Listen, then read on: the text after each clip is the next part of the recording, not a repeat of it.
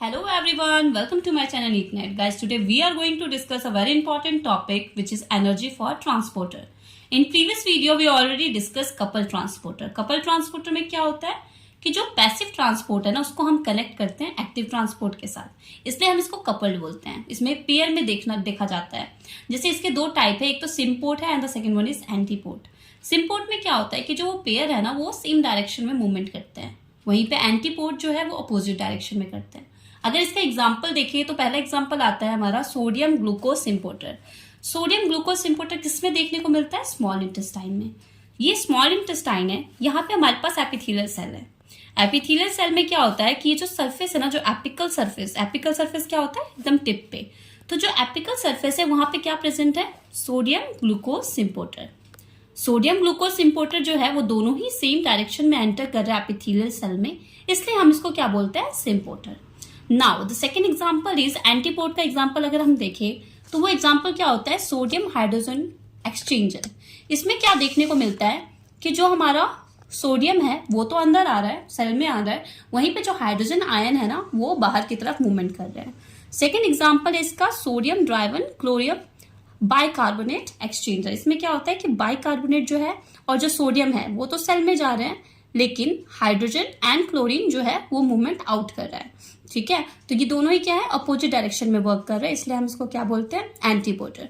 तो ये मैंने प्रीवियस स्लाइड में बताया था प्रीवियस लेक्चर में। आज का जो लेक्चर है वो है एटीपी ड्राइवन पंप। ओके, तो आज का टॉपिक है ATP driven pump. ATP driven pump में के तीन टाइप्स होते हैं, एक तो वी टाइप है, P type and ABC transporter. तो नाम से आपको पता चल रहा होगा कि जो एटीपी ड्राइवन पंप है उसको एटीपी कहां से मिल रहा है? एटीपी हाइड्रोलाइसिस से। मैंने यहाँ पे लिख दिया है कि इसको जो एनर्जी है वो कहां से मिल रहा है? ATP hydrolysis.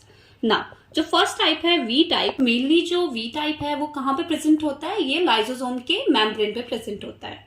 अच्छा, हम इसको वी क्यों बोलते हैं? क्योंकि ये जो है ये वैक्यूलर, वी से वैक्यूलर है, इसलिए हम इसको वी टाइप बोलते हैं। ठीक है, मेनली क्या होता है कि जो लाइसोसोम है ना उसका जो पीएच है वो एसिडिक है, तो हमें क्या करना होता है? उसको मेंटेन करना होता है, इसलिए हम वी टाइप रिसेप्टर वहां पे यूज करते हैं ना।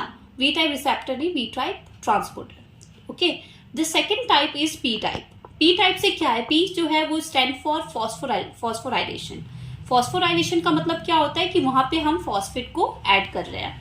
प्लस ये क्या होता है? ये मल्टीपास होता है। मल्टीपास मतलब क्या? जैसे मैंने आपको बताया था जीपीसीआर क्या करता है, मल्टीपास है ना, वो बहुत सारे एक बार पास कर सकता है मेम्ब्रेन को। इसका एग्जाम्पल अगर देखें तो इसका एग्जाम्पल जो है वो क्या है? Sodium potassium ATPase pump. Sodium potassium का एग्जाम्पल आपने बहुत बार सुना होगा, क्योंकि इसमें हम क्या देखते हैं कि जैसे सोडियम को हमें मेंटेन करना है, ठीक है, क्या उसका कंसंट्रेशन जो है ना सेल के अंदर जो कंसंट्रेशन है उसको हमें मेंटेन करना होता है। उसको मेंटेन करने के लिए हम क्या करते हैं? हम 3 सोडियम को सेल से बाहर निकाल देते हैं और 2 पोटेशियम को अंदर डालते हैं। इससे क्या होता है कि ये मेंटेन हो जाता है। ये हम यूज करते हैं पैसिव टनल लाइक स्ट्रक्चर में भी ना। इसका जो पी टाइप है ये तो कंप्लीट हुआ। Now the third type is ABC transporter. ABC जो है, एबीसी से क्या है? इसका फुल फॉर्म क्या है? इसका एटीपी बाइंडिंग कैसेट। इसमें क्या देखने को मिलता है? इसमें एटीपी हाइड्रोलाइसिस देखने को मिलता है। बेसिकली जो इसका प्रोसेस है इसमें क्या होता है कि कन्फर्मेशनल चेंज होता है, ठीक है, और जैसे ही कन्फर्मेशन चेंज होगा वहां पे हम इसको यूज करेंगे ना। इसके एग्जाम्पल जो है एमडीआर और सीएफटीआर है। एमडीआर क्या होता है? जैसे आपने देखा होगा कि अगर हम बहुत टाइम से एंटीबायोटिक खा रहे हैं तो हमारा जो बैक्टीरिया है ना वो क्या करता है? वो रेजिस्टेंट हो जाता है। ठीक है, आपने कोरोना टाइम पे भी देखा होगा कि वो क्या होता है? रेजिस्ट हो जाता है। ऐसा क्यों होता है?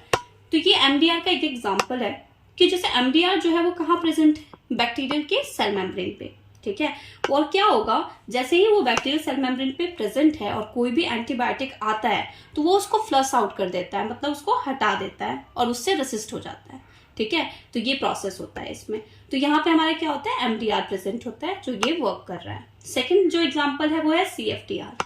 सीएफटीआर क्या होता है? सिस्टिक फाइब्रोसिस पढ़ा है ना, तो ये होता है। इसमें क्या हमें देखने को मिलता है? Chlorine maintenance.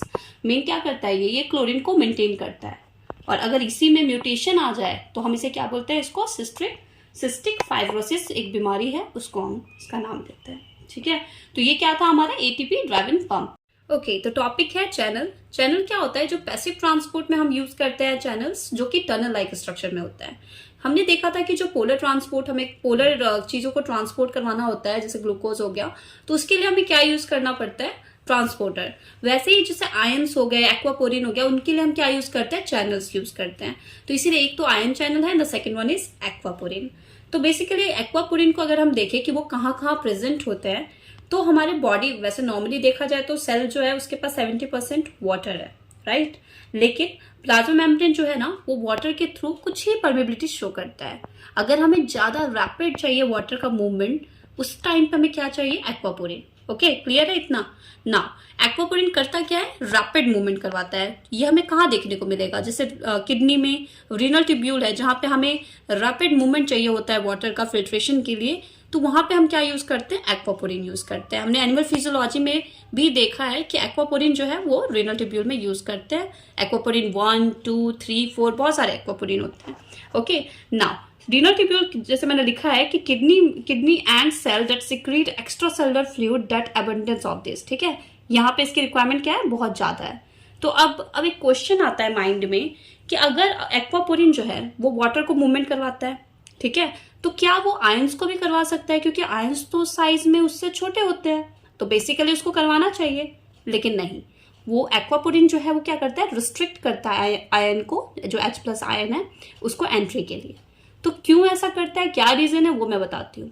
जैसे पहला रीजन अगर हम देखें तो जो इसका मेम्ब्रेन है ना, जो मेम्ब्रेन है वो, तो उसका जो पहला है वो हाइड्रोफोबिक अमीनो एसिड यहाँ पे प्रेजेंट है, और सेम सेकंड साइड में कार्बोनिल प्रेजेंट है, ठीक है। इधर कार्बोनिल है और इधर कैसा है, हाइड्रोफोबिक अमीनो एसिड प्रेजेंट है। अब ये क्या करेगा, इस दोनों के प्रेजेंट होने की वजह से ना ये जो पैसेज है कैसा हो जाएगा, नैरो हो जाएगा, ठीक है। तो जैसे ही वो नैरो हो जाता है ना, तो उसके पास इतना स्पेस ही नहीं बचता है कि वहां से आयन जो है वो ट्रांसपोर्ट करे। तो ये हो गया। दूसरा रीजन क्या है इसका, कि जैसे अगर हमें H+ को एंट्री करवाना है ना, तो वो कैसे एंट्री करेगा, हाइड्रोनियम आयन के फॉर्म में, ठीक है। तो यहाँ पे हमने क्या प्रेजेंट रखा है, यहाँ पे हमने एस्पैराजिन रखा है। एक्वापोरिन में क्या होता है कि 2 एस्पैराजिन प्रेजेंट होते हैं दोनों साइड पे, ठीक है। जब एस्पैराजिन यहाँ पे प्रेजेंट होता है तो वो क्या करता है, तो जैसे ही वो हाइड्रोजन बॉन्ड बनाता है वाटर मॉलिक्यूल के साथ, यहाँ पे देखो, अगर मैं इसको दिखाऊं तो यहाँ पे सोचो एस्पैराजिन प्रेजेंट है 2, ठीक है, और यहाँ से हमारे वाटर आ रहे हैं, तो वो क्या करेगा, वाटर के साथ क्या करेगा, बॉन्डिंग बना लेगा, हाइड्रोजन बॉन्ड बना लेगा। और जैसे ही वो हाइड्रोजन बॉन्ड बनाएगा तो वहां से जो हाइड्रोनियम आयन है ना, वो क्रॉस ही नहीं कर पाएंगे, पास नहीं हो पाएंगे। तो इसलिए वो क्या करता है, उनके मूवमेंट को रोक देता है। जो भी हमारे आयन्स है ना, उनके मूवमेंट यहीं पे ब्लॉक हो जाता है। तो ये आपको समझ में आ गया होगा। एक्वापोरिन किसको ट्रांसपोर्ट करता है, वाटर को। क्लियर है ना। Second one is ion channel. Ion channel जो है वो किसको ट्रांसपोर्ट करता है, आयंस को। इसके कुछ प्रॉपर्टीज है, जिससे सबसे पहला प्रॉपर्टीज क्या होता है कि ये स्पेसिफिक है, ठीक है, अपने स्पेसिफिसिटी शो करता है कि ये इसी को ही ट्रांसपोर्ट करेगा, मतलब इन्हीं आयन को ट्रांसपोर्ट करेगा इसके लिए। सेकेंड कैरेक्टरिस्टिक आता है इसका कि इसका जो गेटेड आयन चैनल जो होता है ना, वो ओपन एंड क्लोज होता रहता है। ना तो वो हमेशा ओपन रहता है, ना ही वो हमेशा क्लोज रहता है, वो रैंडमली है, ठीक है, वो ओपन क्लोज होता रहता है। जो थर्ड टाइप आता है वो सिलेक्टिविटी फिल्टर है। सिलेक्टिविटी फिल्टर का मतलब क्या है, मैंने आपको जब पढ़ाया था स्टार्टिंग में, जब मैंने बताया था कि कौन पास करता है कौन नहीं करता है, उस टाइम पे मैंने आपको एक बात बताई थी कि जो आयंस होते हैं ना, उसके पास क्या प्रेजेंट होता है, हाइड्रेशन सेल प्रेजेंट होता है, ठीक है। वो हाइड्रेशन सेल जो होता है ना, वो क्या करेगा, उसको रिमूव करेगा, उसके बाद वो उसको ट्रांसपोर्ट करेगा। तो ये आपको याद रखना पड़ेगा।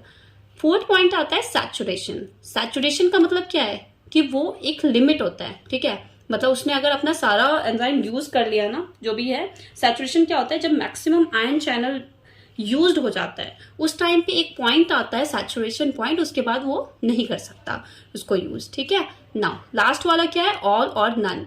ये इसी वाले से रिलेट करता है कि वो जब उसके पास एफिशिएंसी जितनी है ना 100% है, तो वो 100% यूज करेगा, और नहीं तो नहीं करेगा, ठीक है। तो ऐसा नहीं है कि वो 50% बचा के रख लेगा अपनी एफिशिएंसी, ऐसा नहीं है, ठीक है, इसको कंप्लीटली यूज करता है। तो ये तो है हमारा आयन चैनल, और ये था एक्वापोरिन। तो ये चैनल्स भी कंप्लीट हो गया। आज हमारा ये टॉपिक कंप्लीट होता है। Thank you.